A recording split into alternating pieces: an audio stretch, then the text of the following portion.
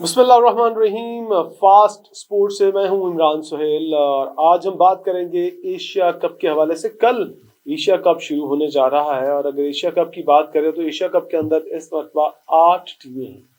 जिनमें अगर दो ग्रुप्स में मैं थोड़ा सा आपको बताता चलूँ कि ग्रुप ए के अंदर पाकिस्तान, इंडिया, ओमान और यूएई है और ग्रुप बी के अंदर अफगानिस्तान, बांग्लादेश, हांगकांग और श्रीलंका की टीमें शामिल हैं।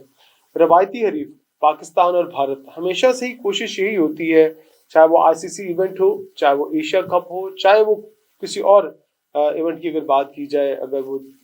ट्राई नेशन सीरीज में अगर पाकिस्तान और एक खेल रहे हैं, अगर 7 मुल्क की पहले क्रिकेट होती थी, कभी 5 मुल्क की होती थी, तो कोशिश सबकी ये होती थी कि पार भारत टाकरा जो है वो हो और उसको देखने के लिए दुनिया भर के क्रिकेट शायकीन जो होते हैं वो बेताब रहते हैं। लेकिन इस मरतबा कुछ बड़ा होने जा रहा है इस एशिया कप के अंदर, क्योंकि इस बार पाकिस्तान भारत का मुकाबला 1 नहीं, 2 नहीं, 3 भी हो सकते हैं। पहला मुकाबला 14 सितंबर को होगा दुबई के अंदर। दूसरा मुकाबला जब दोनों ग्रुप्स के अंदर टीमें पहुंचेंगी टॉप 4 के अंदर, उसके अंदर भी ऑब्वियसली पाकिस्तान की टीम अभी ट्राई नेशन सीरीज जीती है, तो ऐसा हो नहीं सकता है कि पाकिस्तान की जो टीम है वो सुपर 4 के अंदर क्वालिफाई ना करे। सो जब वहां पहुंचेंगे तो फिर हमारा भारत के साथ एक बार फिर मुकाबला होगा, क्योंकि इस ए ग्रुप से और फिर बी ग्रुप से दोनों टीमें जो टॉप करेंगी वो ऊपर जाएंगी और वहां पर फिर से एक सिंगल लीग होगी जिसमें जो टीमें टॉप करेंगी उनके दरमियान फाइनल मैच होगा। सो 21 तारीख को दोबारा से जब हम सुपर 4 मरहले के अंदर पहुंचेंगे, उसके अंदर 21 सितंबर को दोबारा से हमारा भारत के साथ जो टाकरा है वो तय है। और उसके बाद जब हम इस पूरे मरहले में से निकल कर अगर दोनों टीमें सामने आती हैं, आप लोग ये कह रहे हैं कि एक पाकिस्तान और एक इंडिया, दूसरी 2 टीमें कौन होंगी? क्रिकेट पंडित तो यही कह रहे हैं कि उसमें बांग्लादेश, अफगानिस्तान और श्रीलंका, इन 3 टीमों में से 2 टीमें होंगी। लेकिन मेरी ये राय है कि श्रीलंका की टीम तगड़ी है, लेकिन मैं समझता हूँ कि बांग्लादेश की टीम में जो नए लड़के हैं वो कुछ कर दिखा सकते हैं, क्योंकि उनको एक तो कंडीशंस का भी फायदा होगा और इस वजह से मैं उनको ज्यादा एज देता हूँ। लेकिन बहुत सारे लोग श्रीलंका को भी प्रेफर करेंगे, ये टॉप 4 में पहुंचेंगी। लेकिन फिर असल कहानी शुरू होगी। थोड़ा सा मैं जरा पीछे चला जाऊं, कल ही पाकिस्तान ने अफगानिस्तान को बहुत बड़े मार्जिन के साथ, जो लोग एक्सपेक्ट कर रहे थे कि 130 रन पाकिस्तान की टीम भी नहीं करेगी अगेंस्ट अफगानिस्तान, क्योंकि अफगानिस्तान का जो बॉलिंग लाइनअप है वो बहुत तगड़ा है। लेकिन कल जिस तरह से स्ट्रैटेजी पाकिस्तान ने रखी है और ट्राई नेशन सीरीज को जीता है सलमान अली आगा की क़यादत में, मैं समझता हूँ कि ये एक बहुत पॉजिटिव साइन है पाकिस्तान की आने वाली क्रिकेट डेज में। इस एशिया कप को जब डिसाइड हो रहा था तो ये चीजें कहना कबल वक्त थी कि पता नहीं पाकिस्तान और भारत का मुकाबला होता है या नहीं होता। भारत मुसलसल इनकार कर रहा था कि वो भारत पाकिस्तान के साथ नहीं खेलेगा, लेकिन बिलाखिर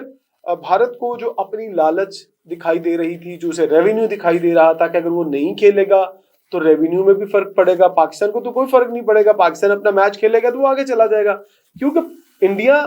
का ये अपना इवेंट है, क्योंकि इंडिया इसको होस्ट कर रहा है, तो इसके जो राइट्स हैं वो भी उसी के पास थे, बाकी तमाम मामला भी उसी के पास है, क्योंकि ये इवेंट होना था पहले भारत के अंदर। जब उन्हें ये अंदाजा हुआ कि पाकिस्तान तो नहीं जाएगा इंडिया खेलने, तो जब पाकिस्तान इंडिया खेलने नहीं जाएगा तो ऑलमोस्ट 2 से 3 मैचेस का उन्हें बहुत बड़ा नुकसान होने वाला है, क्योंकि फिर भी अगर वो खेलते पाकिस्तान के साथ तो उन्हें दुबई ही आकर खेलना पड़ना था या कोई भी न्यूट्रल वेन्यू उसका इंतखाब करना पड़ना था। और ये सिर्फ भारत के साथ नहीं था, तमाम जो टीमें उस इवेंट के अंदर शामिल होती है, जिसमें अब जो 2 टीमें हैं, ओमान है और चौथी टीम भी है, उन टीमों को लेकर अगर पाकिस्तान को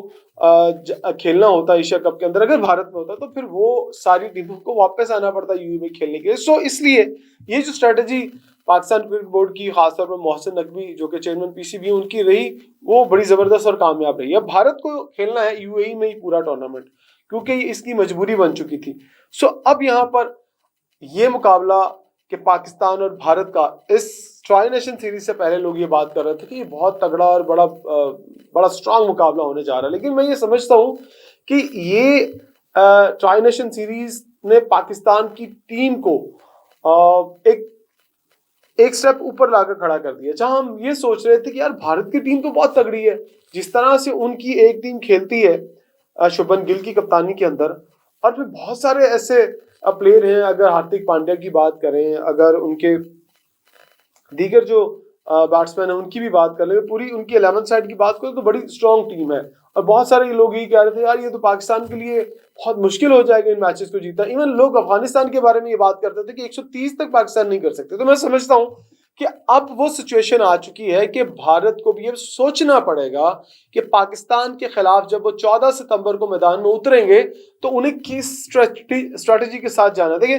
जो दुबई की पिचेस हैं वो प्योरली स्पिनर्स को सपोर्ट करती हैं। हमने चैंपियंस ट्रॉफी में भी देखा कि जो पाकिस्तान के बैट्समैन वहां पर स्ट्रगल करते हुए हमें दिखाई दिए। मैं समझता हूँ कि अब हमें एक नई प्लानिंग और नई स्ट्रैटेजी की जरूरत थी, जो कि अब माइक हैसन ने सलमान अली आगा के साथ जो मिलकर बनाई है वो मुझे लगता है कि कामयाब होगी। दुनिया भर के जो टीमें हैं वो जहां स्पिनिंग ट्रैक होते हैं वो अपने स्पिनिंग ट्रैक के साथ ही आते हैं। हम देखिए जो फाइनल था हमारा अफगानिस्तान के अगेंस्ट, उसमें हमने यही स्ट्रेटेजी बनाई कि एक फास्ट बॉलर था, एक ऑलराउंडर था, बाकी हमने 4 स्पिनर खिलाए। जो स्ट्रेटेजी अफगानिस्तान लेके आया था उसी स्ट्रेटेजी के साथ हम आए, लेकिन क्योंकि हमें बैटिंग का एज था, हमारे बैट्समैन ज्यादा स्ट्रॉन्ग थे, ज्यादा टेक्निकल थे, इसलिए वो उनकी बैटिंग के अगेंस्ट 144 रन तो बना सके। लेकिन जब आई बारी अफगानिस्तान की तो वो भी 60 रन पर ढेर हो गई, 66 रन पर। सो मैं ये समझता हूं कि अब भारत के बारे में जो लोग ये बात कर रहे थे कि एशिया कप के अंदर वो पाकिस्तान को हिलने नहीं देगा, बड़ा आसानी से जीत जाएगा, अब भारतीय भी बैठकर ये सोच रहे हैं, उनका क्रिकेट बोर्ड, उनका थिंक टैंक इस बात को बाखूबी ये सोच रहा होगा कि यार जिस पावर के ऊपर हम फुदक रहे थे, हम बड़ी बड़ी बातें कर रहे थे, हम ये बात कर रहे थे कि हाँ यार इस दफा देखिए पाकिस्तान आती है तो हम स्पिनर का कैसा जाल बिछाते हैं। तो सर अब जो जाल बिछने वाला है खास तौर पर मोहम्मद नवाज, साइम अयूब, सलमान अली आगा खुद, इबरार, सुफियान मुकीम, ये आप हमारे पास जो 5 स्पिनर्स हैं, ये मुझे नहीं लगता कि ये इतनी आसानी से भारतीय बैट्समैन को रन्स करने देंगे। लेकिन फिर मेरी अपनी एक जाती राय है कि यहाँ पर टॉस बड़ा इंपॉर्टेंट होगा, टॉस वेरी क्रिटिकल। जो टीम टॉस जीतेगी उससे एडवांटेज बहुत ज्यादा होगा, क्योंकि दुबई के अंदर जो वो पिचेस हैं वो ड्राई कंडीशन में होती हैं, डबल पेस भी आता है। अगर फास्ट बॉलर भी वहां पर कोई अच्छा गेंद करने की कोशिश करे, शाहीन शाह अफरीदी को वहां फायदा जरूर होगा। देखिए वहां पर बॉल ऊपर नीचे रहता है, अगर वहां बॉल वेयर एंड टेयर हुआ और कैरी डबल कैरी किया ऊपर या नीचे, वहां पर स्पिनर ने अगर अपनी लाइन ऑफ लेंथ ठीक रखी तो भारतीय बैटिंग लाइनअप चाहे जितनी मर्जी तगड़ी हो, मैं समझता हूं कि पाकिस्तान ने अपना जो दबाव है इवेंट से पहले ही ट्राई नेशन सीरीज जीत कर ये बना लिया है, और ये एक बहुत बड़ी और अच्छी स्ट्रेटेजी थी। मैं आपको ये भी बताता चलूं कि ये जो ट्राई नेशन सीरीज थी ये पाकिस्तान में होनी थी, लेकिन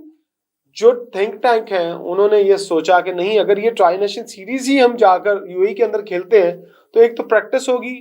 हमें जो वेदर का एक एडवांटेज हमने लेना है कि उसके अंदर एडजस्ट करना है जाकर सबने, वो भी तमाम प्लेयर एडजस्ट कर चुके हैं और तमाम स्पिनर्स को समझ आ चुकी है, तमाम बैट्समैन को समझ आ चुकी है कि किस तरह से हमने इन पिचेस के ऊपर खेलना है। सो अब दिन दूर नहीं है, पाकिस्तान अपना पहला मैच ओमान के खिलाफ खेलने जा रहा है, फिर हमारा 14 को मैच होगा भारत के साथ, फिर उसके बाद हमारी जो ग्रुप में टीम है चौथी वो यूएई है, और यूएई के अगेंस्ट हमें खेलना है। तो मुझे नहीं लगता कि पाकिस्तान इसमें कोई ब्लेंडर करने जा रहा है, ये बहुत बड़ा अपसेट होने जा रहा है। भारत और पाकिस्तान वाला मैच जो है वो थोड़ा फंसेगा, लेकिन बाकी 2 मैच हम आसानी से जीतेंगे और भारत भी अपने दोनों मैच आसानी से जीतेगा। सो हम लोग जो है वो अगले मरहले के लिए क्वालिफाई कर जाएंगे। लेकिन अगर अगली बात करें, अफगानिस्तान वर्सेस बांग्लादेश मैच होना है, हांगकांग मैच होना है, श्रीलंका मैच होना है, यहाँ से जो डाउट है कि अफगानिस्तान अगर क्वालिफाई करता है बांग्लादेश के लिए मुश्किल हो जाएगा या श्रीलंका के लिए, ये तीनों टीमों ने आपस में लड़ रहे हैं। और मुझे लगता है कि इस ट्राई नेशन सीरीज जो अभी गुजरी है उसके बाद अफगानिस्तान की टीम के ऊपर प्रेशर जरूर होगा और तमाम टीमों ने जो कमजोरियां हैं अफगानिस्तान की वो जरूर देखी होंगी। सो नाज़रीन अब देखते हैं कि जो आने वाले मैचेस है, पाकिस्तान के पहला मैच ओमान के साथ है, फिर भारत और यूएई के साथ मैच है, इन मैचेस में पाकिस्तान की स्ट्रेटेजी क्या होगी ये देखना होगा। और उसके बाद कल से जो एशिया कप का पहला मैच होगा, देखते हैं कि क्या होने जा रहा है और किस तरह की जो चीजें हैं वो सामने आती है। लेकिन कल पहला ही मैच जो है वो अफगानिस्तान और हांगकांग का है, उसके बाद इंडिया यूएई का है, फिर बांग्लादेश हांगकांग का है, ओमान पाकिस्तान का मैच जो है आपको बताया कि 12 फरवरी को है, फिर उसके बाद बांग्लादेश श्रीलंका का मैच 14 को बड़ा मैच है। ये मैच जो है वो बड़ा इंपॉर्टेंट मैच होगा। फिर उसके बाद 15 को मैच है यूएई वर्सेस ओमान, फिर हांगकांग वर्सेस श्रीलंका मैच है। सो ये इब्तदाई मरहला है। उसके बाद देखते हैं कि जो क्लोजअप होगा इस पूरे पहले मरहले का, कौन कौन सी दो टीमें जाती हैं। मेरी जो प्रोडिक्शन है वो यही है। आपकी प्रोडिक्शन जो भी होगी कमेंट में जरूर बताइएगा, अपनी राय जरूर दीजिएगा और हमारे चैनल को जरूर सब्सक्राइब कीजिएगा फास्ट स्पोर्ट्स को, क्योंकि हम आपके लिए अब लेटेस्ट अपडेट लाते रहेंगे, आपको दिखाते रहेंगे दुनिया क्रिकेट में क्या आ रहा है, दुनिया के खेल के अंदर क्या होता है और किस तरह से तमाम चीजें, चाहे उसमें फुटबॉल हो, हॉकी हो, स्नूकर हो, कबड्डी हो और उसमें रेसलिंग हो, इन तमाम चीजों को हम आपके सामने लेके आ रहे हैं। अब तक के लिए मुझे दीजिएगा इजाजत। अल्लाह हाफिज।